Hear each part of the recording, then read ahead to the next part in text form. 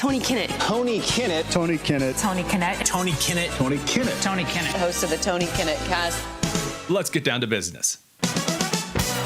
You're listening to the Tony Kinnett Cast on 93 WYPC. WCYTV. Here on the Daily Signal. Well, I wasn't expecting the massive number of judges that have come out against the Trump administration so far to add up to 12. So that my pun, 12 angry judges, play on 12 angry men, to actually fit in more ways than one. But here we are. There are federal judges all over the country who have decided to throw out injunctions and freezes and pauses and blocks and temporary this and sort of kind of little court orders over here on things that are as serious as funding issues, all the way to nonsensical goofiness such as, you need to put the trans website back on the internet, Mr. President.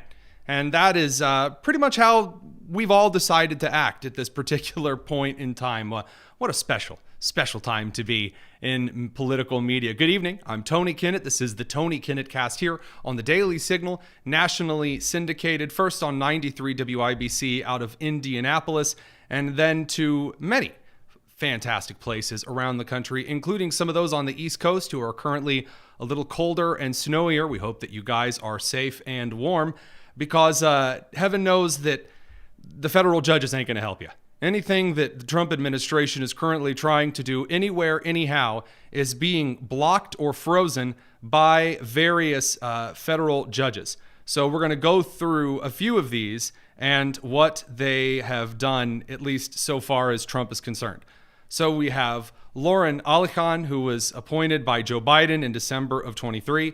She blocked the Trump administration's plan to pause federal funding for specific federal agencies, while it took a little bit of a breather to review whether or not the president saw specific programs in the agencies that were being funded as beneficial to his administration, which is 100% constitutional. It is normal for administrations. In fact, it's been normal for administrations all the way back to like FDR to temporarily pause funding once he comes in to look over what some of the programs that have been running over the last couple of years are in fact funding.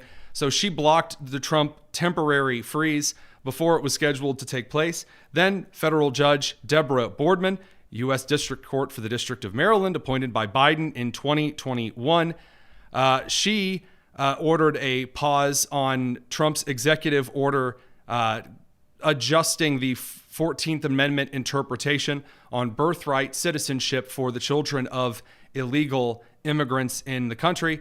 Then John Kofenauer, judge the District Court of the Western District of Washington, nominated in 81 by Reagan. He was the first judge to block Trump's executive order on the 14th Amendment interpretation. So there are 3 in total. Paul Engelmeyer, District Court judge from the Southern District of New York, an Obama appointee from 2011. He issued a preliminary injunction that is extremely questionable, and that is putting it rather kindly, blocking everyone, including the Secretary of the Treasury, from accessing Treasury Department records. Now, this particular sealing order came after 19 different Democrat attorneys general sued Trump. Here is Letitia James of New York, who is trying to act serious for the cameras. It doesn't quite come off too well, explaining this very important, super serious lawsuit against the Trump administration. Not only does this administration's new policy put people at risk, but it is plainly unconstitutional. The president does not get to decide which laws to enforce and for whom. When Congress dedicates funding for a program, the president cannot pull that funding on a whim. So 2 things here. Number 1, there is prosecutorial discretion in which any executive, including New York Attorney General Letitia James, is in fact able to choose to some degree what programs, how many programs that they are going to carry out and how they are going to interpret the law in enforcing it. So the president does actually get to choose how he enforces the law. That's kind of his right. And then, the president does get to issue temporary freezes, if he so chooses, on how certain monies are spent within agencies, unless Congress says that $50 million must go towards transgender websites on the NIH. So far, that's fine.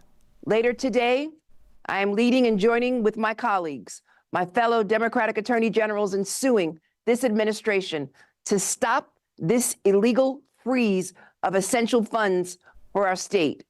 We will not stand for any illegal policy that puts essential services for millions of Americans at risk. Yeah, no essential services for Americans are at risk, but you already knew that for Letitia James. And by the way, so do most Americans who, again, remember that Letitia James ran on going after Trump as her platform. Not, oh, Trump has committed this crime, we're going to make sure justice is upheld, but I'm going to find something on Donald Trump, and that's my platform. Well, here she is again, doing the exact same type of aggrandizing nonsense as in previous lawsuits. So that brings us over to Amy Berman Jackson, who is a district judge on the U.S. District Court for the District of Columbia. She was nominated by Obama in 2011. She ordered Hampton Dillinger to be reinstated as head of the Office of Special Counsel, responsible for guarding the federal workforce against illegal personnel actions, because Trump came in and fired the Office of Special Counsel. So she says, you have to hire this guy back. No authority to do so, but all right.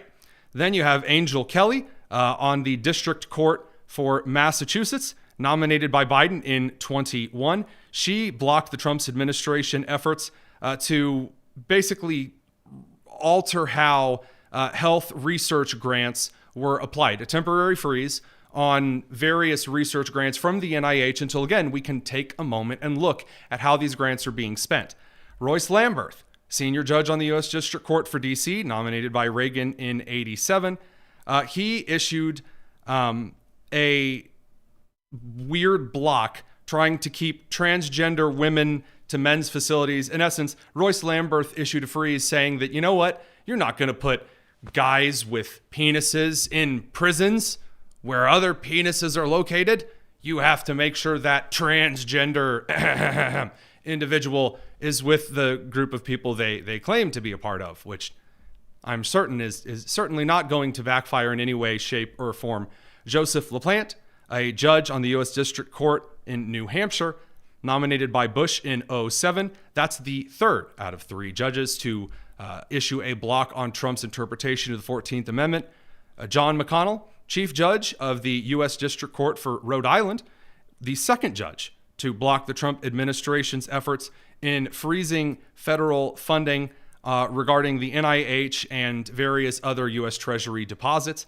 Carl Nichols, U.S. District Court for the District of Columbia, who issued a temporary halt on Trump putting 3,000 U.S. aid employees on paid leave, and suggested that Trump immediately needed to stop this 30-day deadline for U.S. aid staffers to return home to the United States at the government expense. That's extremely wild, because the United States retains in the office of the presidency the power to call home any U.S. federal worker abroad at any time. That can't be frozen. So then you've got George O'Toole Jr., appointed by Clinton in 95, blocking Trump's plan to encourage federal resignation by paid leave. And then, of course, last but not least, you've got Judge John Bates, 12 out of 12, who has ordered Trump to put back up the web pages on sex change operations and gender ideology across Health and Human Services, Center of Disease Control, and the Food and Drug Administration. That's a lot of federal judges throwing around actions like Halloween candy. Now, do they have the authority to do so? About 4 out of 12 kind of do, because the 14th Amendment interpretation is going to need to go to the Supreme Court of the United States. We'll talk about some of this in a few minutes, and also the Musk press conference. For the radio crew, we'll see you in a bit. This is the Tony Kinnett Cast here on the Daily Signal. All right, crew, over on the live stream. Does the federal judge cacophony actually have the authority to make Trump put websites back up? No. There's no constitution. It's not even ignoring a court order. That court does not have the authority to tell Trump to do something nationwide because the District Court of Massachusetts, or in Bates' case, the George Bush appointee has ordered Trump to restore pages on trans care over on the CDC. No, there's no actual point of play in the U.S. Constitution for a judge to have that kind of authority. And it really should be pointed out, the reason that all of these orders are flying down from judges boils down to the same left-wing strategy that we have seen since the very beginning.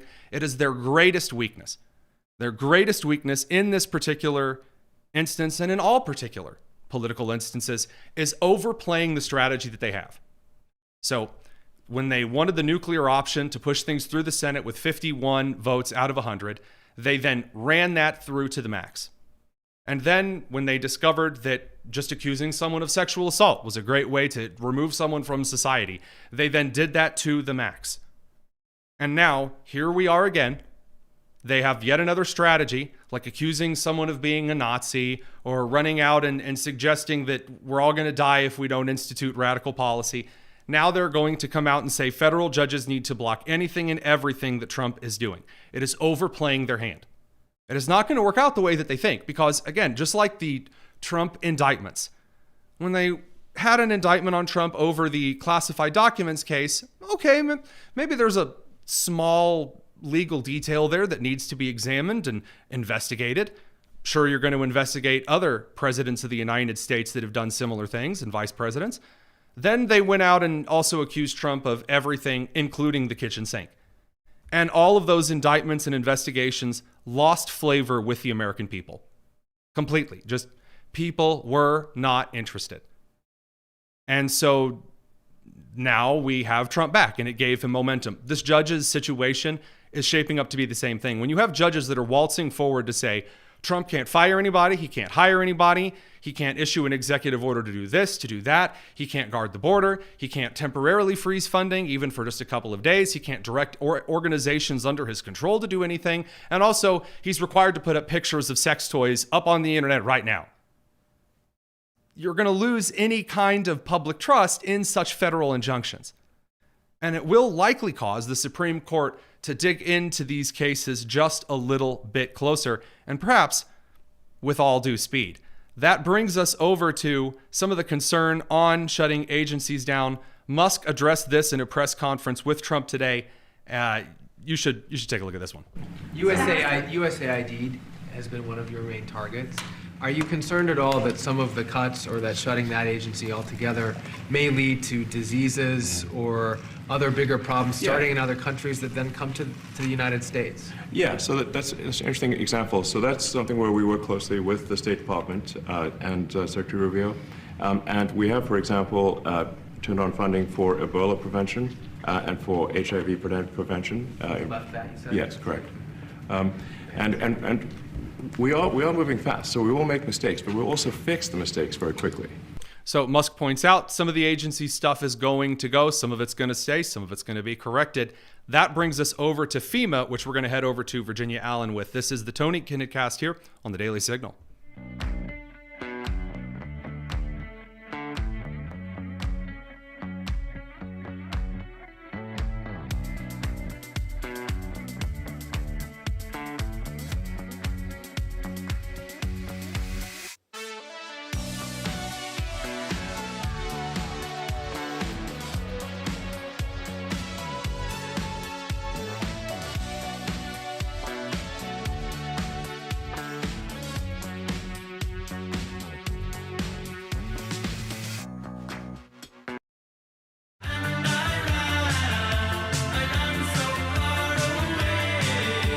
This is the Tony Kinnett Cast on 93 WIBC. FEMA may be the next federal agency to feel the chopping block axe from the Trump administration. And while my head is up all of these federal judge cases and the yelling and the screaming and the blocks and the injunctions, someone over at the Daily Signal actually has her head on straight. That's our senior news producer, Virginia Allen, who has very kindly agreed to tell us a little bit about what's been going on regarding the Trump administration's moves regarding FEMA and what we could see. So, Virginia, thanks for coming by to help clear some of this up.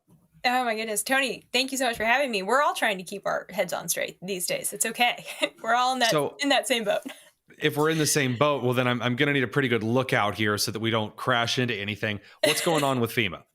Right. Okay. So there was some big news that broke on Monday morning. Elon Musk posted on X that DOGE, the Department of Government Efficiency, had discovered $59 million had been sent from FEMA to house illegal aliens in luxury hotels in New York City. Well, this was big news to everyone, especially given the fact that President Donald Trump has been very clear. One, that he wants to be reining in out of control spending, and two, that the border and immigration issue is a major issue for him, and he doesn't want American taxpayer dollars to be going to these Biden-era policies like housing illegal aliens in luxury hotels. So Elon said Doge is going to do everything in its power to claw back this money, to return it, to be used for things like, hey, helping the hurricane victims in North Carolina that are still in the midst of recovery after Hurricane Helene. So lots going on there. And then fast forward to today, and we saw that more action, more was discovered on that front. And essentially the 4 individuals who were responsible for sending that money up to New York City, they were fired today. The DHS Secretary Noem addressed this. She said those 4 individuals included the chief financial officer for FEMA. And then right in the midst of this whole swirl and this news breaking, Trump comes out and says that FEMA needs to be terminated. Now, this is the strongest verbiage that we have heard President Trump use so far in reference to FEMA. The president has said he wants to see major changes, major reforms, and has floated the idea of doing away with FEMA. But this was the first time he really clearly came out and said, yeah, FEMA as it stands right now, it's got to go. It's really interesting to see Trump at this point compared to where he was near the end of his first administration, because there was a lot of skullduggery just in the background behind Trump during the first administration, in which individuals were acting against one another, and it was a huge mess. Now it seems like Trump has already lost patience for individuals who aren't singing on the same song sheet. And when you have grant specialists, first of all, imagine the job grant specialists who just decide, you know what, we're just going to give some money to illegal migrants anyway. And like Johnny Appleseed just throwing out money everywhere. It really cuts against the grain of what Americans sent Trump to the White House to put an end to. I was a little shocked to, again, read the headline of the article and then actually follow up by reading the article to see that there actually were 4 people that were identified and then were fired. Usually this is something where, there's some kind of a clearance that's revoked or a committee that's organized. We don't seem to be doing the committees and the trainings and things like that anymore. No, I mean, this is, like you said, it's really fulfilling that mandate that Trump very clearly feels that the American people gave him, because Trump has been clear he's going to do what he says he's going to do, whether you like it or not. And this is something that even CBS and the YouGov poll found, their latest poll out this week, that 70% of Americans say Trump is doing what he said he was going to do. They might not like it, but they recognize he's doing the things that he said he was going to do, like paring down government and like making sure that our federal agencies are actually in alignment with an America First agenda. And so the future for FEMA, I think, really kind of remains in flux. I had the opportunity to be down in North Carolina actually on Saturday with Secretary Noem, and she gave a press conference and spoke about the future of FEMA and was very clear that she wants resources to be as local and close to people as possible. So she said reforms to FEMA might look like kind of the traditional FEMA that we have known going away, and instead FEMA would be sending that money, sending those resources to state leaders, to local leaders, to nonprofits that know the issues on the ground best, that actually know the communities best, where the needs are, and can get those resources where they need to go. But the overarching story, I think, of this whole really wild scenario, one is that that government waste that Trump and Elon Musk have talked about, that's not a rumor. It's real. It's very much so real. Right. Doge is on a still mission to sniff it consistently out. occurring, and not just from the Biden administration, but to this day. Yeah, well, and I think that's such an interesting point, Tony, because things don't change overnight, right? Like you get a new president in and there's still all of these individuals who've been part of the old guard that are fulfilling those mandates. And just because they're given a new mandate, that doesn't necessarily mean everything changes overnight. So there has to be this flushing out. And I think that's why so many individuals are so excited to have DOGE, the Department of Government Efficiency, actively working and looking for these problems, because there are many. And I'm convinced we're just scratching the surface. And more is going to come to light, just like this situation with FEMA.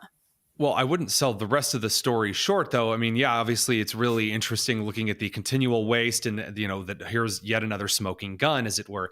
But that there was a time, as far as the agencies of the federal government are concerned, in which they were much smaller, almost coordination offices. So people like to point out that the Department of Education obviously came into being with Jimmy Carter. But far before that, we had an Office of Education. And the Office of Education's job was to solicit education statistics and information, as well as things like needs, infrastructure requirements from various states, and then deliver those to Congress and to the President of the United States. And so they basically just functioned as a secretary. Literally, like you actually had a secretary who would go around collecting the information to present it to someone who didn't have the time nor the resources to spend all of their energy and their attention on that one thing. So you could see FEMA return, it sounds like from what you're describing, that the President of the United States might have suggested, into that possible role yet again, where we have these offices instead of these massive departments or agencies which are in charge of coordinating certain things and then collecting the data on it. I mean, that's a kind of government rollback of power. Have we ever seen that in history with any government ever? I don't think we have. And that's why I am thinking, if Trump and Elon Musk can't do it, I don't really know if it will ever happen, this rollback of power, because it's natural that something just keeps growing over time. And I think, a lot of people have good intentions, right? Yeah, of course. Oh, we should be doing this, and hey, there's a need over here. But the result has just been this blooming of massive, massive government power and overreach. When, like I just saw over the weekend in North Carolina, and seeing the secretary interact with these local nonprofits that are doing this work on the ground, they are the ones that are best equipped to go in and meet the needs and to keep track of money. I think that's a critical point to make when we know that the government every single year loses literally millions of dollars, just misplaces it. They don't know where it went. I mean, that's the kind of waste that's so easy to avoid. And one of the ways that it becomes a lot easier to avoid is when you get it down on more of a local, granular level, where people are going to do a much better job and feel more responsible for keeping track of those resources, because those resources are going to their neighbors, their friends, even their family members who are hit by things like these natural disasters. So if we're actually going to apply this kind of a service, what needs to happen? Because there's a lot of ambiguity, and that's putting it nicely, about how one goes about changing these federal agencies, moving some of these things around once they're in place. So what on earth happens next? Yeah. Well, one way or another, for better or worse, and not everyone obviously agrees with this, but I think we're going to see a number of federal employees who are asked to, hey, let's either shift you somewhere else, or it's time to look for work in the private sector, as there's this shrinking down of some of these big government programs. And again, that'll open up more resources to the American people. But there's certainly going to continue to be a lot of legal pushback. And I know, Tony, you've been covering this very closely with various government agencies, with various moves that the president is making. We can anticipate probably a lot more lawsuits over the next 4 years. Man. As Trump works really hard, both through executive action and also working with Congress. And I think that is critical. Members of Congress need to be involved in this, because so many of these changes need to be permanent, because we saw how fast with the executive orders Trump changed so many things. You can just flip just one page. The first week of the presidency becomes reversing all the executive orders like Uno, and it's all reverse cards. So I guess that maybe we can kind of walk into the wall here and say that this is what we're going to expect for the foreseeable future. We're going to see Trump reducing the size and perhaps the total employment number, the total things spent on in these federal departments. And then from disgruntled employees, or just from the angry judges themselves, injunctions or freezes or pauses or forced reinstatements or orders until either Congress makes something permanent or the Supreme Court of the United States weighs in on the confusing sludge that we all seem to be wading around in. Yeah, no, I think that's accurate. And I think that's exactly why it's really critical that Congress act and act very quickly, because it is unlikely that Republicans are going to keep the House and the Senate in the midterms. So they really have an incredibly short window. We're talking about a year to get some real reforms in and solidified, put into law, so that so much of the work that the Trump administration is doing can't just be flipped back in 4 years. I don't know if at this point, if we can necessarily rely on the flip back of the midterms that perhaps we were expecting. I mean, You're staying positive, Tony. Okay. I am. I mean, I was expecting the Republicans to get into office and just be boring and awful. And so far, I am pleasantly surprised as to do it justice. We're not bored. No, I mean, the Democrats have just been hilarious, and they're doubling down on all the wrong things. But I want to throw a complete curveball at you here. I'm ready. And feel free to say you don't know if you just don't know.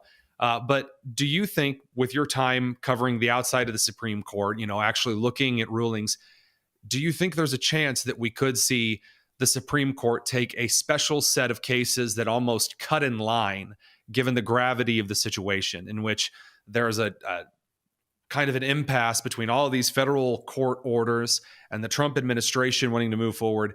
Do you think that you either see the Supreme Court take cases faster, which that's not necessarily a thing, but that might attempt to be a thing, or do they cut some things in line? I mean, is there even any kind of a precedent? What do you think? Certainly, there are situations where we see, because of the urgency of certain matters, that the Supreme Court has fast-tracked issues. I'm certainly not a lawyer, don't play a lawyer on TV, never wanted to be a lawyer, but there is some precedent for that. Now, I do not see the Supreme Court saying, hey, here are 20 issues that Trump has tried to tackle. Let's decide them all in one fell swoop. That's not going to happen. Right. Where I'm anticipating, and personally, and this is a little bit of a bunny trail, where I'm anticipating and most excited to see the Supreme Court weigh in is on that issue of birthright citizenship within the Constitution. There are lawsuits flying everywhere over that. 3 judges have already issued injunctions on that redefinition of birthright citizenship, kind of interpretation, Trump's interpretation of birthright citizenship. And that is an issue that the Supreme Court has to weigh in on, in my opinion. And I, along with the rest of America, I think we're very excited to see the 9 justices do so. I think so. And given that we're already halfway waded into this murky lake with the reversal of the Chevron doctrine, we are in for a wild year. Virginia Allen, senior news producer over at the Daily Signal, host of Problematic Women. Thank you very much for swinging by and clearing a bit of this up for us. Always a pleasure, Tony. We'll be back in just a second. Don't go anywhere. It's the Tony Kinnett Cast here on the Daily Signal.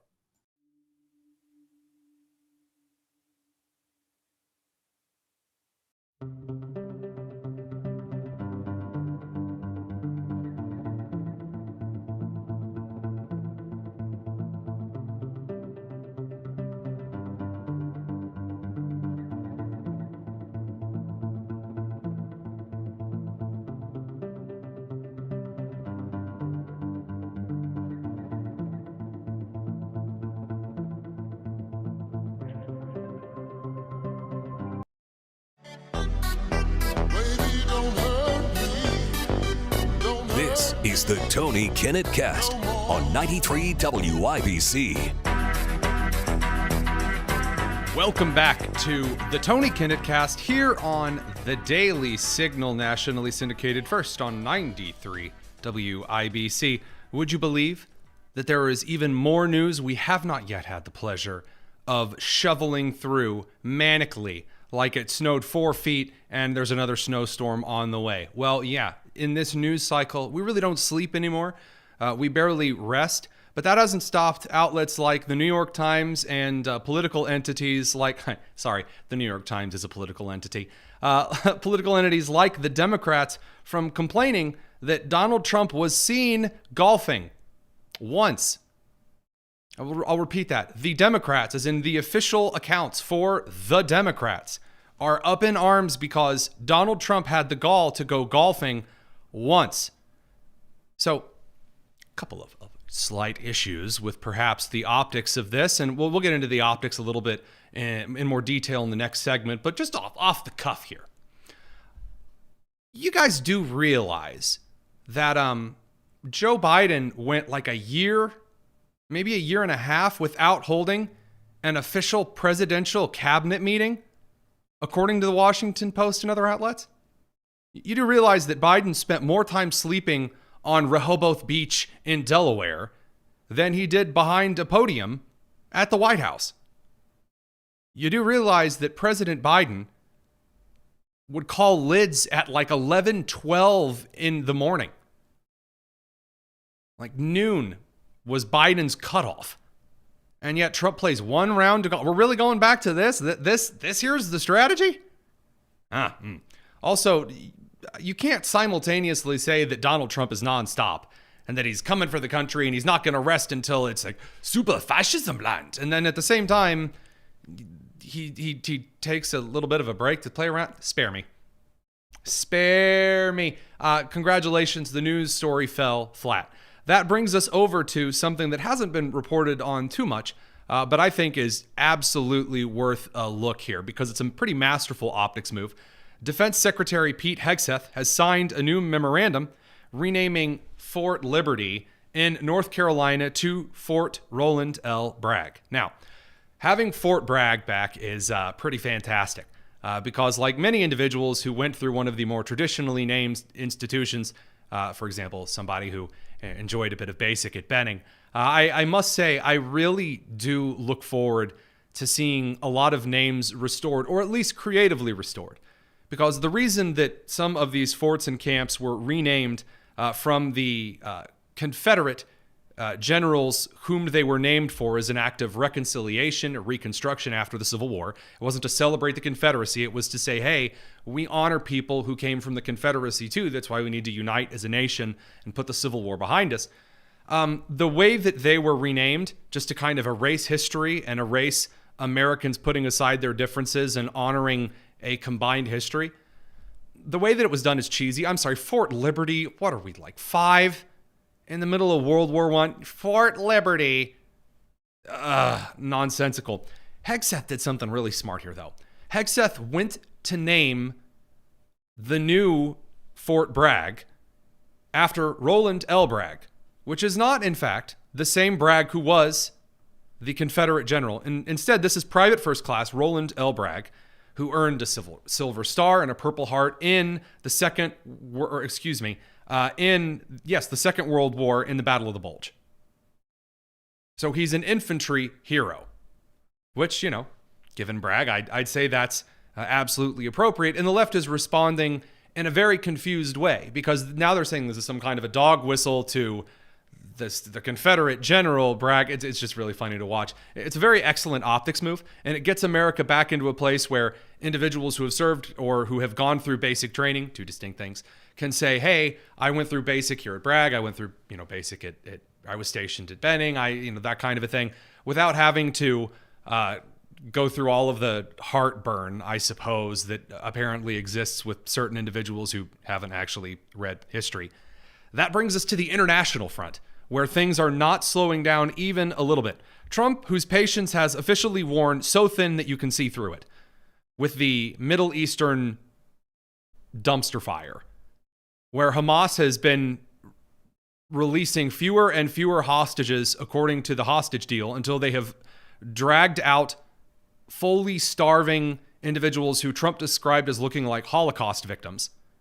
Now Hamas has shut off any kind of hostage release, and Trump issued an ultimatum. All of the hostages released by Saturday at 12 o'clock, or hell will be unleashed. We're just going to go right in. And in fact, you know what? America's going to own the Gaza Strip. And there were certain of us out here in the political sphere that said, this smells a lot like Donald Trump's negotiation strategy, where he issues a large proclamation that is going to turn the very foundations of the world upside down. And then, I kid you not, I was not surprised at all when I saw this headline that came out today, right before 5 p.m. Eastern. State-affiliated Al Qahira News from Egyptian sources Egypt has now announced a proposal. What is the proposition from the Egyptian government? Well, since they're no longer paying Senator Bob Menendez of New Jersey solid gold bars, Egypt instead has now decided that the United States and Egypt should work together to rebuild infrastructure in Gaza and to pseudo-administrate the region with Egypt's help, and most importantly for Egypt, require all of those of Palestinian descent to live in Gaza. Because Egypt, Jordan, and the rest of the Middle Eastern countries do not want people from Gaza in their countries. Because this amazing thing happens, see Jordan for instance, when you put a lot of people from the Palestine area, the Arab side of the Palestine v. Israel treaties, you get radical destabilization through radical fundamental Islam. And a lot of the more stable Muslim-centric nations do not want that. Egypt does not like Iran. Now, they might put up a very friendly face, but they really don't want that kind of stuff in their own neighborhood. And so what you're seeing, possibly, this is where I get into speculation territory, so you'll have to forgive me for putting away the reporting hat and getting out the analyst or the pundit cap here. I think that what you might see in the next couple of days are some proposals from Saudi Arabia, from Jordan, who, by the way, one of the royal family did just arrive at the White House to visit with Trump. My, what timing. You might see some of these nations propose counter proposals to Trump's all hell will break loose and the United States is just going to own Gaza, to suggest an alternative in which the other Middle Eastern countries, just like NATO, as far as Trump is concerned, actually put in their fair share for containing the threat in the area, which, you guessed it, actually pushes forward the Abraham Accords as well. Now you say, Tony, that's so simple. You can't expect all of the puzzle pieces to fit in exactly like that, do you? Yes. Because as I've said before, and you've watched before, in real time, playing out on the international stage, Trump says something that he wants, and the rest of the world laughs at him. So Trump says, okay, here's something really, really, really big that we're going to do. And the world goes, oh, Lord, I think he means it. And then there's this period where the left-leaning media in the United States and in Western civilization goes, they're not going to cave to Trump. Come on, he's not going to get what he wants. And then amazingly, there are concessions from world leaders and Trump gets what he wants. We've seen this before. Is it some intricate, amazing 4D super chess strategy? No. It's the negotiation tactics of a guy who's been in real estate business for a long time and knows what he's doing there. Does it always work? Like to the T? I mean, we need to define what you mean by does it work? Because Trump uses a lot of different methodologies. Do I think that Trump is like the greatest statesman of all time? Again, I need to see what the metrics are, because if we're comparing apples and oranges, Trump isn't Reagan. Trump isn't Bush. Thank you. Trump isn't a lot of presidents throughout history. He has a very unique style, which is all his own. It just so happens right now to be getting results. And so as far as condemning the tactic or praising the tactic at this point regarding Gaza, I'm going to hold my tongue. Allison, if you would be so kind, send those fine radio folks over to commercial land. This is the Tony Kinnett Cast here on the Daily Signal. By the way, for those on the live stream who may not have been around the show very much so far, I do that so those on the live stream have less commercial time. Those who are tuning in via radio or on the affiliate TV stations, like the numerical TV stations, we have to have a certain amount of commercial time. And that means that those on the live stream are usually, really annoyed by having to sit there and stare at either the commercials from the radio or the TV, which aren't relevant. The commercials in Wisconsin aren't relevant to someone in Pennsylvania or Pensacola. While at the same time, just staring and listening to music nonstop for 4 minutes, that's not really fun either. So we're trying to make the show a little more accessible, especially for those on our live stream audiences on YouTube and X who, like any rational teacher, I'm more than happy to tell you my favorites. And my favorites in this case do happen to be the live streams over on YouTube and X. Why does Tony take his glasses off from the comment section? I 100% promise I will answer that as well on mail time on Friday. Moving on to a little bit more of the quick news that just doesn't stop. We have to talk about we've really got to talk for just a brief moment about the transparent stupidity of those on the international stage who have decided to let it be known how much of an activist they are in positions that do not require activism. So new footage from an NSW doctor in Australia, in Sydney, actually, suggested that they would kill any Israeli patient that came to them for care, would refuse them treatment, which is quite the take. You know, this is, again, goes in the Israel versus Hamas, Israel versus Palestine conflict. And I just want to let you guys know, sometimes people are really, really, really, really open and overt. You don't necessarily need complex conspiracy theories to interpret the other side. I heard a really great point from an individual who actually works over at Cato. So it's coming from Cato. It has to be a really good point for me to bring it up on air because that organization has gone rather downhill in the last couple of years. A scholar over at Cato pointed out that if everyone on social media spoke English, as in you didn't see tweets coming across in alternative alphabets like Arabic or in Hebrew, Farsi, things like that, then you would have a lot more of a black and white foreign policy situation.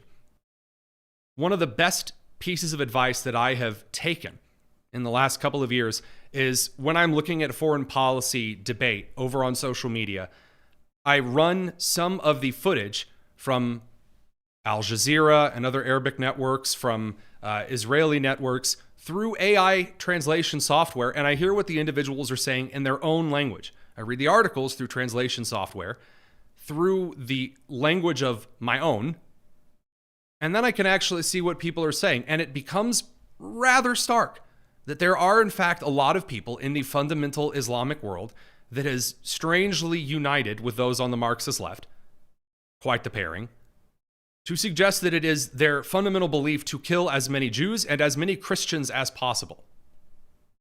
And it's right out there. I mean, it's not like hidden. It's not like the left reporting on, oh, it's not a dog whistle, you know, some kind of hidden coded message we have to parse through the matrix to get. No, it's right out there in the open.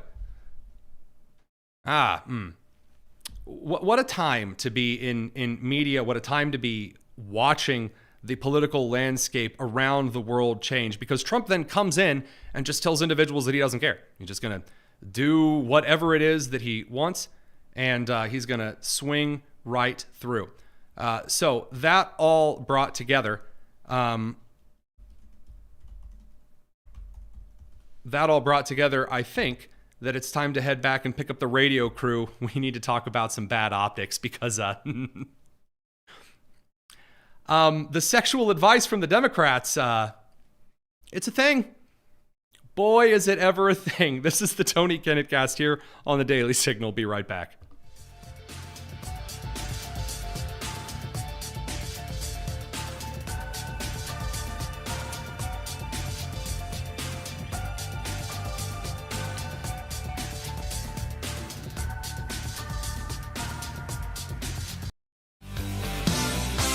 The Tony Kinnett Cast on 93 WIPC.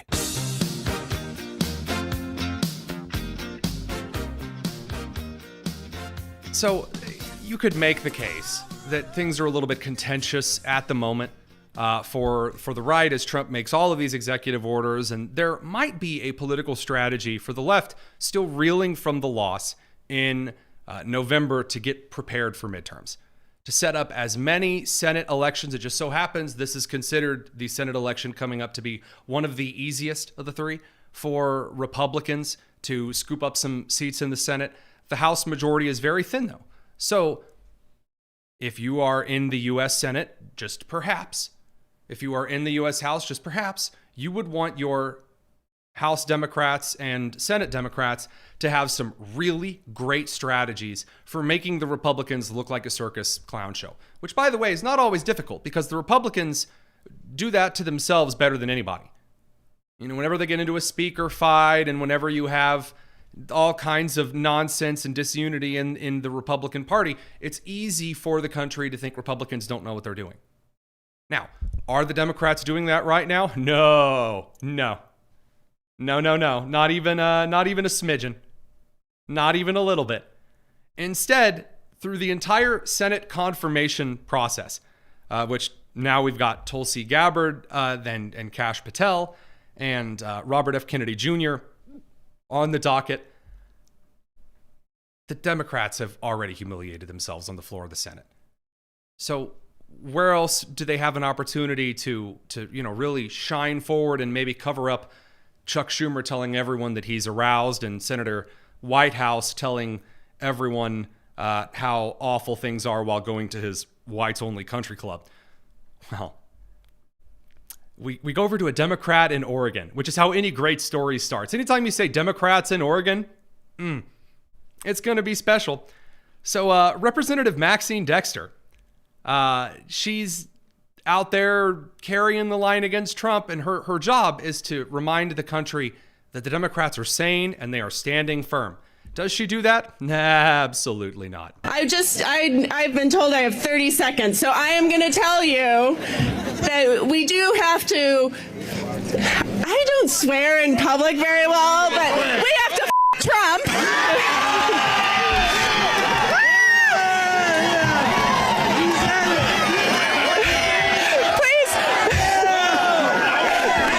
Please don't tell my children that I just did. Allison, are you out there at the board? Please tell me you are in the ether out there. Unfortunately, yes. We heard the same thing, right? Like she said that hold on, just one more time. I've been told I have 30 seconds, so I am going to tell you that I don't swear in public very well, but we have to Trump. Okay, good. Did that make you feel uncomfortable, Allison? The little laughs at the end, definitely. Yeah. Okay, good. The entire country feels that way. There's no reason to say those kinds of things. That's not the only thing, though. Out there, you've got cringe, you've got embarrassment everywhere. Here's Elizabeth Warren melting down because Donald Trump and his team are looking at the entirely unconstitutional entity, the Consumer Finance Protection Bureau, which does not actually protect consumers at all. Instead was just Elizabeth Warren's little weird financial puppy. Here's Elizabeth just melting down in the Senate. Just every action Trump makes, they just make it so much worse for themselves. Check it out. By forcing the CFPB not to do its job, President Trump, Elon Musk, and the author of Project 2025, Russ Vought, are giving Wall Street banks an unlimited get-out-of-jail-free card so they can cheat working families, even while community banks continue to play by the rules. You know, for any Americans who have money deposited at JP Morgan or Wells Fargo or any other of the giant banks, they should now know that there is no one on the job to make sure that those banks are not scamming you. The suggestion that the ranking member has made here is that the big banks can now scam individuals right now. Any change in the laws regarding how they're supposed to be treating the individual consumers out there or anything along that line? Law changes? No, I'm not aware of any law changes. So Elizabeth Warren gets out there and goes, the sky is falling. The sky is falling. Scamming is now legal, and fraud and theft, and everyone's going to quick shove your money into your mattress and run. It's like, hey, excuse me, just a quick question here for Powell. Are there any law changes that have legalized theft or fraud or scamming? He's like, no. The bad optic, I swear, it is incredible to watch the Democrats set themselves on fire consistently, repeatedly, all the time. And when they do try to engage in a little bit of humor and a little bit of levity, so Trump renaming the Gulf of Mexico the Gulf of America, several on the left have really tried to find a way in with voters on this. Here's obese governor of Illinois, J.B. Pritzker, trying to get cute, and it just doesn't land. I'm here today to make an important announcement. Hope it's dieting. The world's finest geographers, experts who study the Earth's natural environment, have concluded a decades-long council and determined that a Great Lake deserves to be named after a great state. So today, I'm issuing a proclamation declaring that hereinafter, Lake Michigan shall be known as Lake Illinois. And everyone didn't care. And the crowd goes mild. Fantastic. The Democrats can't be funny. They can't meme. They can't make decent jokes. They can't go a couple of days without losing their mind because Trump is either like super duper Nazi man or he's stupid. You cannot have it both ways. You can't. Either Trump is a mastermind or he is a puppet. You can't have it both ways. And they want to have it both ways because there's no unity in the party once those claims start getting pushed back on. Because Trump does things that are not particularly mastermindedly. Trump does things that aren't stupid. And so those particular theories get burned in a blazing fire of light. And so you think the Democrats would then shift to talk about something else, like who they have up for the table. The Democrats don't have anyone on the bench. They have no one at the table. So what do? They self-destruct. They do. They just burst into flames in front of the whole country, and they cry at the Senate committee hearing, or they cry outside of the Department of Education, or they cry outside the USAID building, or they cry outside a parking lot Border Patrol facility. Oh, goodness. We'll be back with some bonus tonis for the live stream in a second. Radio crew, see ya. It's the Tony Kinnett Cast. All right, we're going to head straight over to the bonus tonis because I'm not even in the mood for any breaks between that last segment and this one. I wanted to share with you some of the other fantastic clips from the Donald Trump, Elon Musk press conference today from the Oval Office. Did you know that the Democrats are really upset that Donald Trump is just in front of the nation at all? Like they're upset that Donald Trump is just around the country, like doing things and talking to media. We have a president who will stop and will answer questions from the media pretty much any time. So Brian Stelter, famous for being a really bad anchor and also a potato, said on the 9th, think about it. A year ago, you could go days without seeing or thinking about Joe Biden. Now you're lucky if you can go hours without thinking about President Trump. He's inescapable, and that's just how he likes it. Today, the Super Bowl is also the Trump Bowl. Okay, the Democrats cannot go 5 seconds without trying to make Trump sound awful and accidentally making Trump sound awesome. They can't do it. The Super Bowl is actually the Trump Bowl. Okay, if you're on the Trump team, that's freaking sweet. Number 2, calling another man inescapable is really gay. I'm just going to point that out. That's just really, really gay. He's so inescapable, that Donald Trump, that rascal. Okay.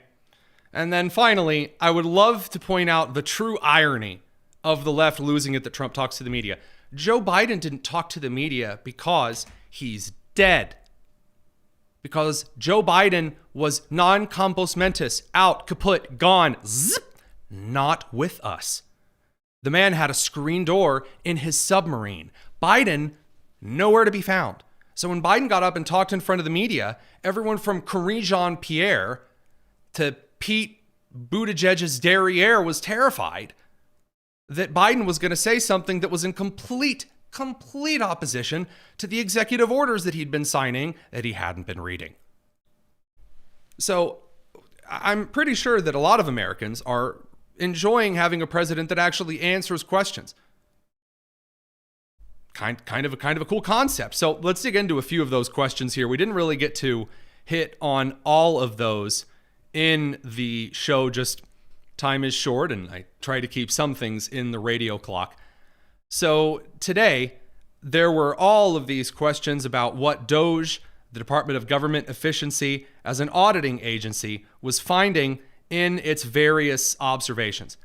Because you'll recall that when the United States Treasury was the target of DOGE, and to be clear, what does that mean? They're going to delete the U.S. Treasury? Does that mean they're going to get in there and start ordering things to shut down with unilateral power? No, they're an auditing group. They go in and they read the receipts. That's it. Now, as a reminder, you can get audited by the IRS anytime, any place, for any reason.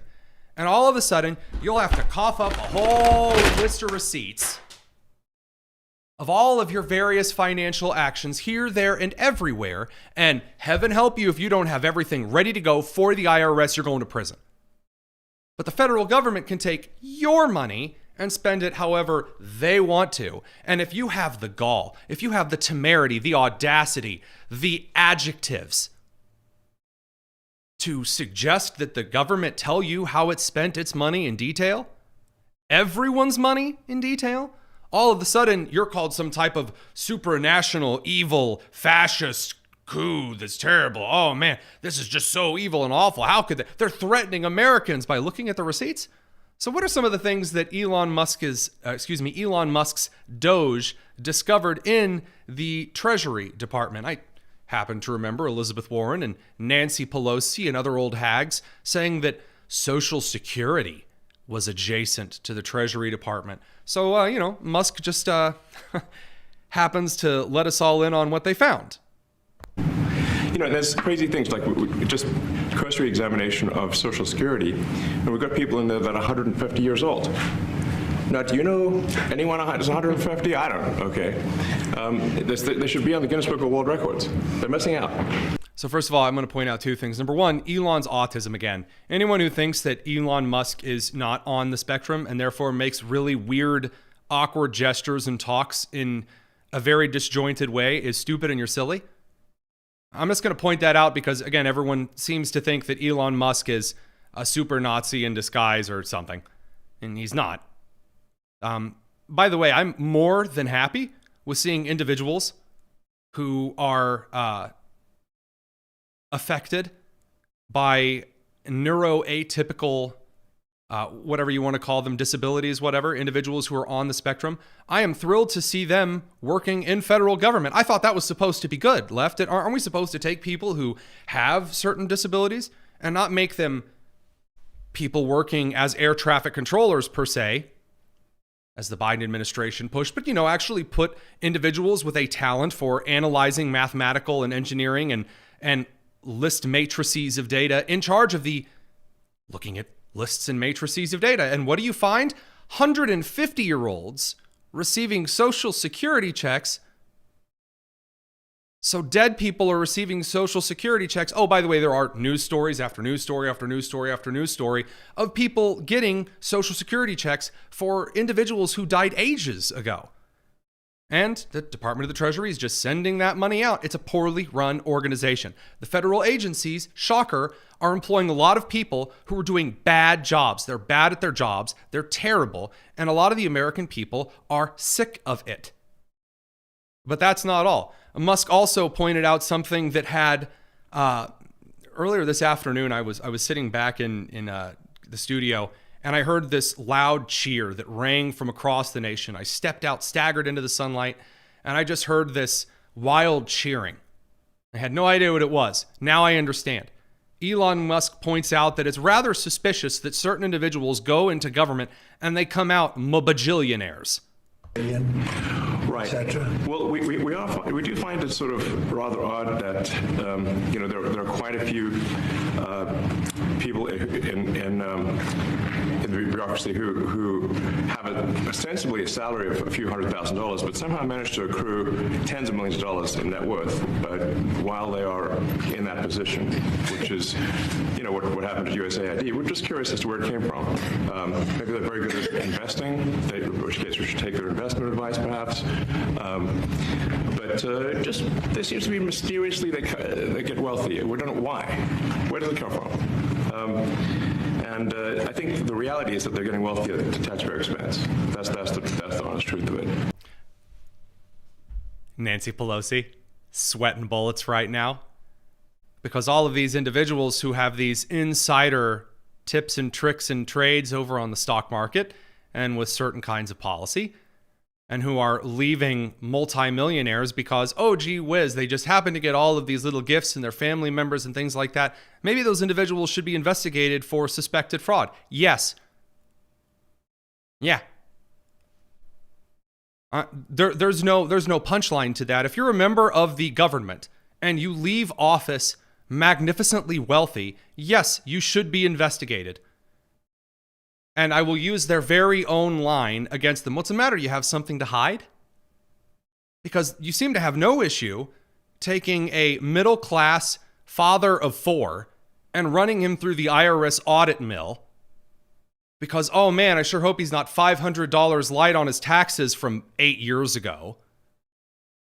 But all of a sudden, someone asks why Nancy Pelosi is worth half the state of Rhode Island. All right, bad example.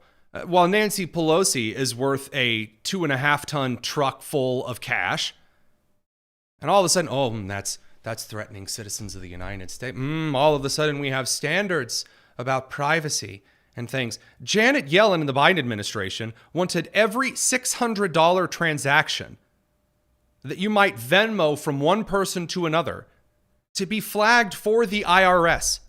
That was the previous policy. The previous policy was focused on Americans in general, not the wealthy that they're claiming now. Elon Musk is in play, auditing things at the behest of the Trump administration. And man, all of this, oh, gee whiz, oh, heaven forbid they actually take a look at the really wealthy people that are sitting in the halls of Congress. So someone might ask why Bernie Sanders has all of these mansions. He's supposed to be a socialist. Why is he worth all of this money?